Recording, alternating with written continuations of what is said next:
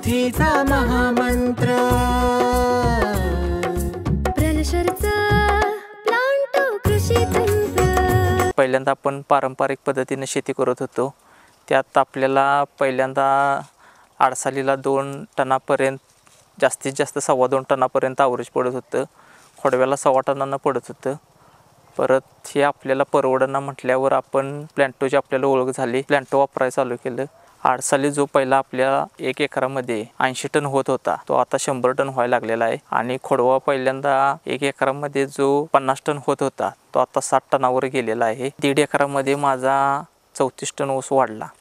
आपला वारणा कारखान्याला ऊस गेलेला आहे 3000 रुपयानं जरी आपण हिशोब केला तर 34 टनाचा जवळपास लाख रुपये होत्या ते।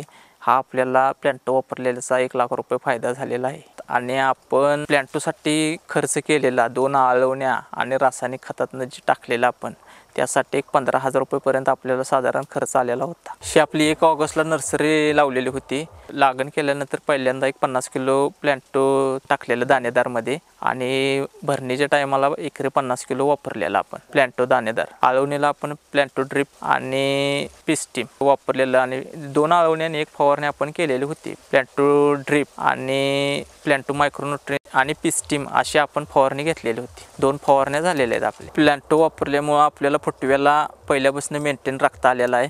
फुटवे मेंटेन ठेवल्यामुळे जाडे आपल्याला मिळालेले आहे आणि मर कमी राहिल्यामुळे ऊस पहिल्यापासून आहे यातला जेटा अजिबात मिळालेला नाही। हा आडसाली ऊस आहे।